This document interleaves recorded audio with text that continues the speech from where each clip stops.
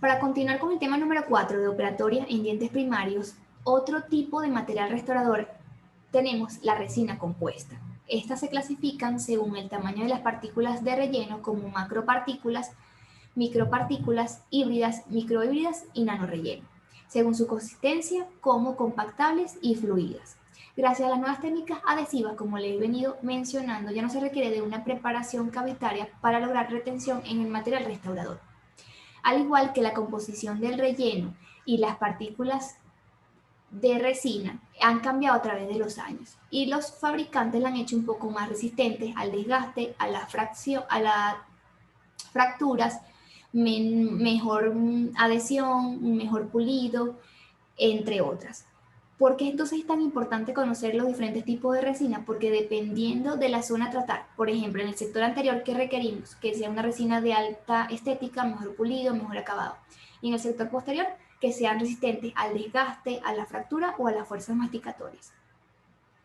Entonces, una vez conociendo los diferentes tipos de resina, van a poder saber con mayor exactitud cuál van a elegir, dependiendo del caso que se presente. Según el tamaño de las partículas de carga, tenemos las macropartículas. Estas presentan el 70 a 80% de partículas de cargas de relleno. Tienen mayor resistencia al desgaste y fracturas, menor contracción de polimerización. Debido a su gran tamaño de estas partículas, a nivel estético, presentan una superficie muy rugosa y no son estéticamente aceptables. Tienen por ende, difícil pulido y están únicamente indicadas para el sector posterior. Estas están ya en desuso, este tipo de resina. También salen al mercado las micropartículas, debido a las desventajas de las macropartículas. Estas presentan el 33 al 50% de las partículas de cargas de relleno. Son partículas inorgánicas de menor tamaño a diferencia de las macropartículas. Y debido a su menor tamaño tienen excelente estética y una textura superficial. Bajo módulo de elasticidad, alta contracción de polimerización y una baja resistencia a la fractura. Y por eso están indicadas únicamente al sector anterior. También están en desuso y ya no se consiguen en el mercado. Luego salen en el mercado las resinas híbridas. Estas presentan el 38 al 80% de partículas de cargas de relleno. Son partículas de diferentes tamaños, es decir, tienen tanto macropartículas como micropartículas y por eso tienen múltiples ventajas, como menor contracción de polimerización, resistencia al desgaste y a la abrasión, porque eso se lo confiere las macropartículas. Tienen excelente estética y textura superficial gracias a las micropartículas. Este es el material que se utiliza actualmente hoy en día con nuestros pacientes. Están indicadas tanto para el sector anterior como el sector posterior. Una de las desventajas que presenta problemas inherentes a su composición. ¿Por qué? Porque a través del tiempo se han visto que tienden a desgastarse y a perder el pulido o el brillo de las mismas. Sin embargo, la literatura la refiere como el material más próximo a lo ideal. ¿Y cuáles serían esas resinas? La 3M de la Z250, tenemos la Kerr, la marca SDI, la ICE y la Masterfield.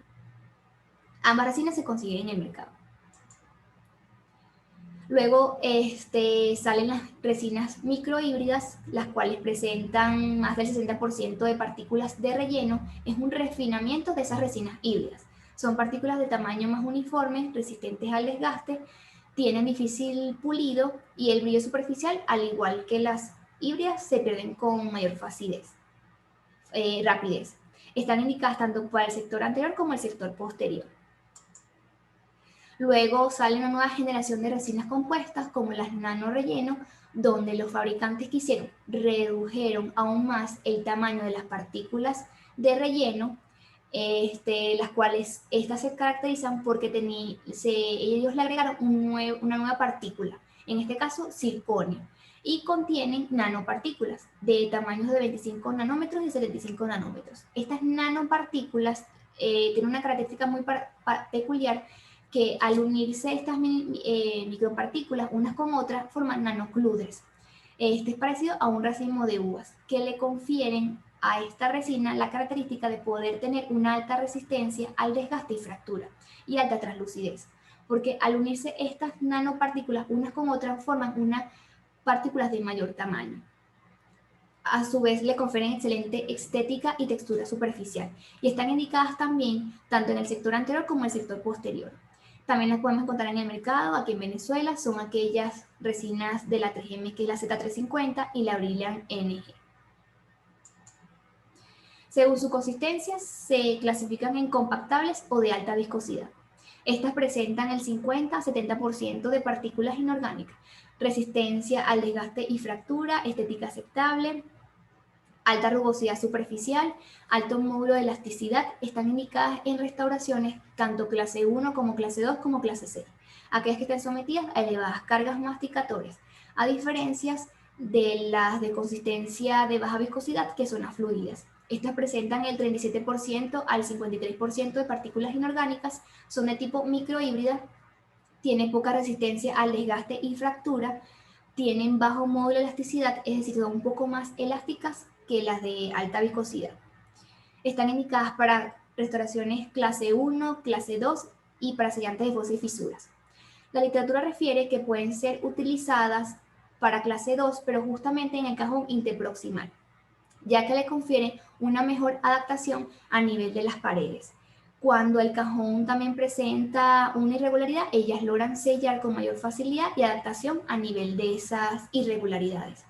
También disminuyen el estrés o la tensión a nivel de esa cavidad. También se encuentran en el mercado las resinas compuestas Pull Filk, que son resinas de relleno único. Estas se colocan en monoincremento, es una técnica que se utiliza como monobloque, incrementos de 4 milímetros. La carga del material de relleno inorgánico es aproximadamente de 76.5%. La matriz de esta resina se basa principalmente en monómeros de BGMA, UGMA, TEGMA, entre otros, que le confieren la característica de ser un poco más translúcidas y por ende ser fotopolimerizadas en incrementos de 4 milímetros. No tiene problema con la contracción por polimerización, reduce el tiempo de trabajo y están indicadas tanto en el sector anterior como en el sector posterior. Algo muy importante y fundamental en tomar en consideración que la fotoactivación va a depender de las indicaciones del fabricante. Una de las ventajas y desventajas de la resina compuesta es que estas son altamente estéticas, tienen una adhesión micromecánica a los tejidos dentales gracias a la formación de esa capa de híbrida y a los tags de resinas. Reproducen el color natural de los dientes, tienen buenas propiedades mecánicas, actúa como un aislante térmico, son más conservadoras. ¿Por qué más conservadoras? Porque no se requiere de una preparación cavitaria para lograr una buena retención de esta restauración. Otra ventaja es que podemos controlar la polimerización. Desventaja: gran sensibilidad de la técnica, son sensibles a la humedad, alto costo, mayor tiempo de trabajo, contracción durante la polimerización, más que todo en cavidades extensas y profundas. Esto mayormente cuando se colocan resinas por las normales, que son resinas a través de capas incrementadas. Necesita colocar dique de goma. ¿Por qué? Porque son muy sensibles a la humedad. Dificultad para restablecer el punto de contacto. Algo muy importante a tomar en cuenta es que si no se puede realizar el aislamiento absoluto, es mejor seleccionar otro tipo de material. Con respecto a los adhesivos de esmalte y dentina, pero previamente vamos a hablar sobre el grabado ácido. Y ustedes bien saben que tienen múltiples ventajas, ya que remueve el barrido dentinario o el smear layer, crea microporosidades, desmineraliza el esmalte y dentina, permite exponer esa malla de colágeno, aumenta el diámetro de los túbulos dentinarios y por ende facilita esa penetración de ese material adhesivo o restaurador. Aumenta la fuerza de unión creando mayor área de superficie.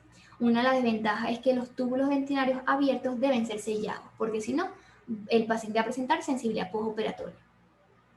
La desmineralización produce sensibilidad. Obviamente, aquí es muy importante entonces poder monitorear el tiempo de grabado ácido para evitar esta desventaja de este material. Con respecto a los adhesivos dentinarios, tenemos dos tipos: el Total Edge o grabado total o el Self Edge autograbado. Los adhesivos dentinarios de grabado total tenemos el de cuarta generación, el cual consiste en aplicarse en 3 pasos. Primero aplicamos el grabado ácido, luego el primer, como en esta imagen podemos observar de la marca 3M, que el segundo paso es el primer, el tercer paso es el adhesivo. Es considerado por la literatura como estándar de oro. ¿Por qué? Porque ha tenido una alta tasa de éxito. Es uno de los adhesivos que tiene mayor adhesión a nivel del esmalte y dentina. Sin embargo, por tener múltiples pasos, esa técnica es muy sensible. Entonces, para poderlo aplicar va a depender de la experiencia que tenga el operador.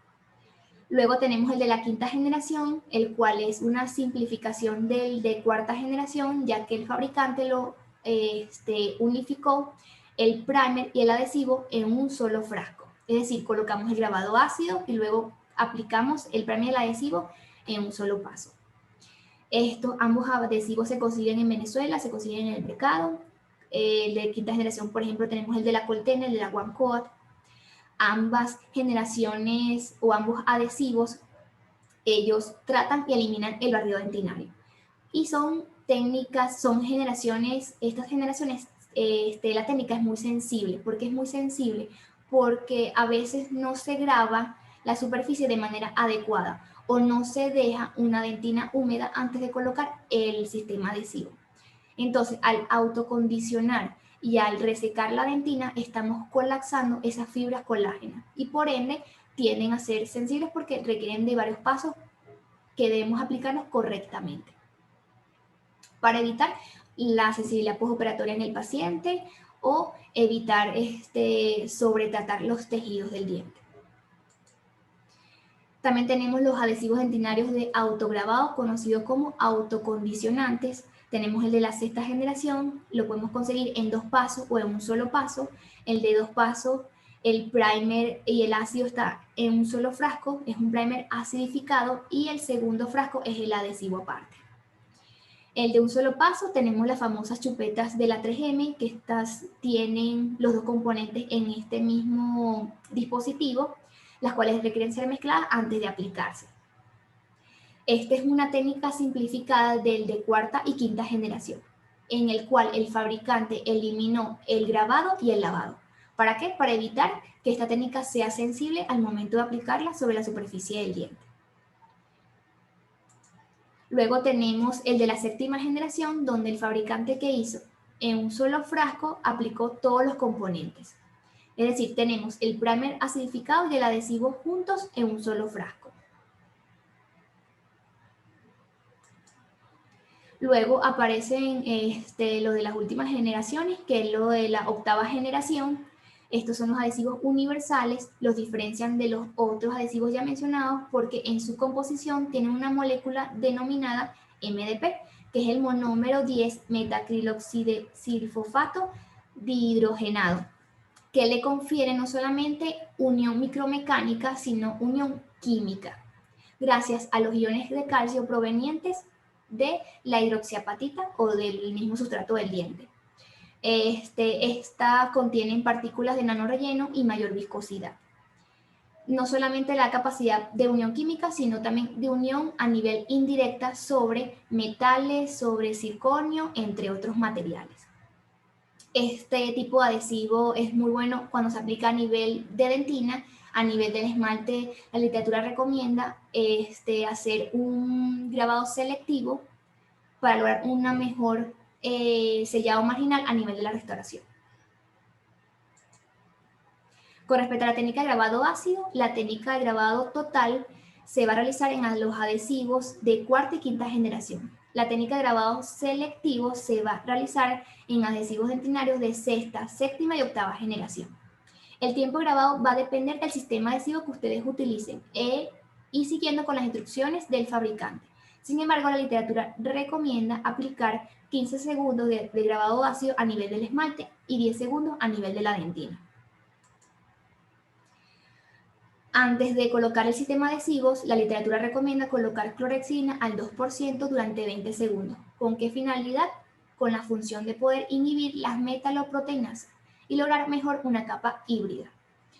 Luego, es importante que cuando posterior coloquemos la clorhexidina, el esmalte se encuentre totalmente seco, pero la dentina debe estar húmeda y brillante para lograr una buena técnica adhesiva. Para colocar el sistema adhesivo vamos a frotar vigorosamente sobre la superficie del diente por 20 segundos. El tiempo de la técnica adhesiva, como le acabo de comentar, va a depender de las indicaciones del fabricante. Ok, con respecto a frotar vigorosamente el adhesivo, ese es con la finalidad de poder activar este solvente y poderlo distribuir por toda la superficie. Otro tipo de material restaurador tenemos la amalgama. Esta está constituida por una aleación de plata, cobre, estaño, zinc y mercurio y vienen por cápsulas predosificadas. Las ventajas de la amalgama es que tiene resistencia al desgaste y a las fuerzas masticatorias, comprobada longevidad, fácil manipulación, bajo costo, permite ser realizada bajo aislamiento relativo, baja sensibilidad a la técnica y autosellado marginal. Una de las desventajas es que no es estético por su coloración grisácea, no es adhesivo, posibilidad de contaminación con mercurio, requiere preparación cavitaria para aumentar la resistencia y retención. Para poder colocar este material se requiere de ser un poco más invasivo con la estructura dentaria. Posibilidad de oxidación y corrosión, pueden formar tatuajes de amalgama, es un buen conductor térmico y eléctrico y el pulido de la restauración debe realizarse posterior a 24 horas. Esta restauración de amalgama están indicadas en restauraciones definitivas clase 1, clase 2, clase 6, tanto en dientes primarios como en permanentes, en pacientes con discapacidad o en aquellos casos donde imposibilite aplicar las técnicas adhesivas. Están contraindicadas en dientes anteriores por la estética. Cavidades muy extensas con paredes o cúspides muy débiles. Dientes con poca estructura dental remanente. No se recomienda amalgama en un diente antagonista para evitar el choque galvánico entre una amalgama y otra. Y en aquellos pacientes que sean alérgicos a este tipo de material. Otro tipo de material restaurador tenemos las coronas de acero inoxidable preformadas que ya fueron explicadas por otros docentes y las coronas de celuloide. Aquí le muestro un cuadro o una tabla donde muestran el material de restauración más utilizados, representando el 61% las amalgamas, el 53% las resinas híbridas, el 18% las resinas de macro relleno, el 23% las resinas de micro relleno, el 38% de ionómeros de vidrio y el 87% las coronas de acero inoxidable. Estos son uno de los materiales que tienen mayor longevidad a través del tiempo y también se pueden aplicar para tratamientos mínimamente invasivos. Otra gráfica que aquí le estamos mostrando es el porcentaje de duración de los materiales en molares primarios. La duración de las coronas de acero inoxidable en este periodo fueron de 5 años, el de las amalgamas 4 años, el de las resinas 3 años y el de los vidrios ionoméricos 1 año. Ok, más adelante vamos a continuar con la clase de operatoria en dientes primarios.